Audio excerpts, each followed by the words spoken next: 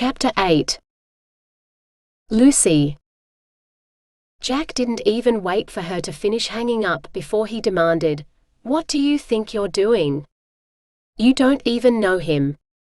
I saw you meet him earlier today. Don't they teach stranger danger anymore?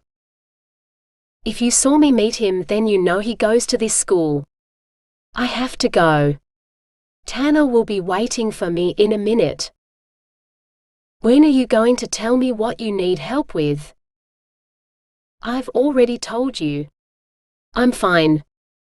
I don't need help with anything. Find someone else to help." She headed towards the fence.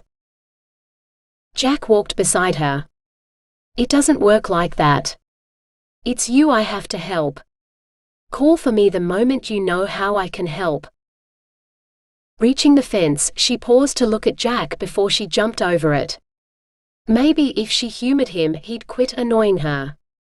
"Have you got a number I can ring you on?" Jack laughed. "I'm a ghost. I don't need a phone. You know my name. Call me." She watched him walk away, turning before he'd completely disappeared amongst the trees. A car pulled up, and the window was wound down. Seeing Tanner in the driver's seat, she headed for the car, returning his grin. It didn't take them long to reach her place, and she almost groaned at the sight of Justin's car parked out the front. More than likely Dylan would be with him. At the moment she wished she didn't live so close to school. The drive had been far too short. "Thanks for the lift." She opened the door. "Aren't you going to invite me in?" There was no way she wanted to risk him thinking Dylan was her friend.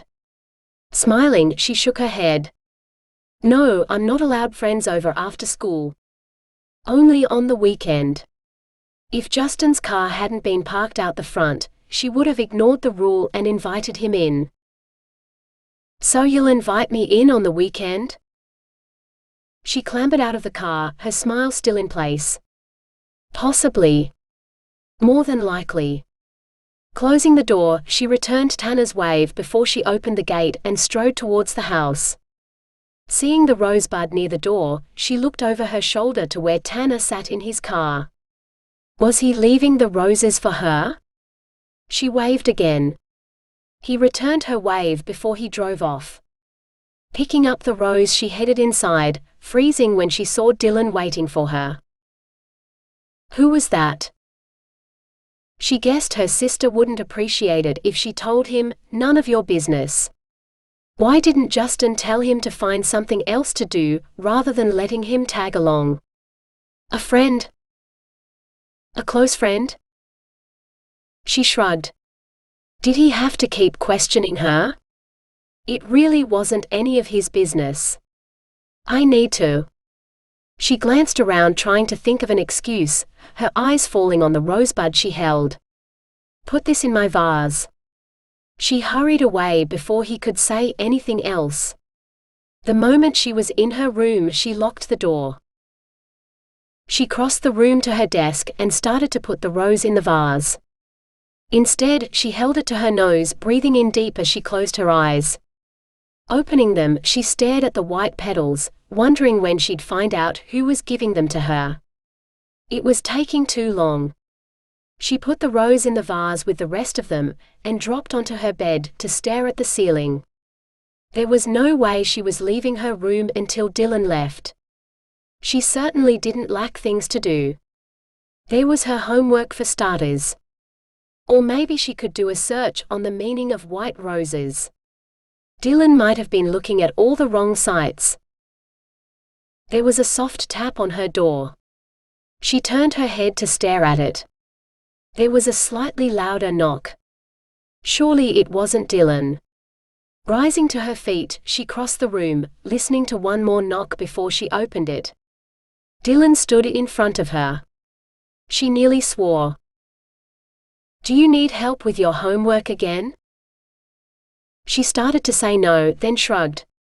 He had helped her with what she'd been stuck on yesterday. Once he'd finished taking over her laptop. Which shouldn't be a problem today, since there was no need to turn it on. I haven't looked at it yet. I can help you if you need some. She could only think to repeat her previous comment. Obviously it hadn't made any difference saying it the first time, so she doubted saying it a second time would help.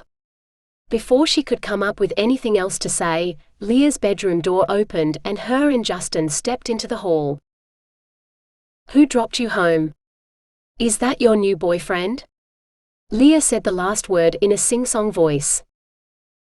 Lucy rolled her eyes. You're such a child sometimes. A pity her sister's room faced the front yard. She was probably going to tease her about Tanner for weeks. Payback sucked. He's your boyfriend? Dylan asked. Lucy didn't have a chance to answer. Justin spoke. We've got to go. Mum rang. Someone left the kitchen in a mess. He looked pointedly at Dylan. It was your turn to clean up. Lucy watched as the two of them walked away arguing. Leah went with them. Relieved, Lucy stepped back into her bedroom and closed the door, leaning against it. She wasn't about to stand around and wait for Leah to return and question her about Tanner. She barely knew the boy. Her eyes were drawn to the vase filled with roses. There was now a dozen. She smiled. Maybe he was her secret admirer, maybe he wasn't. She couldn't resist crossing the room and lifting the latest one from the vase, to gently brush her fingers across the petals. Hopefully she'd find out by the weekend. Holding it to her nose, she inhaled. Whoever it was, they certainly had good taste in roses.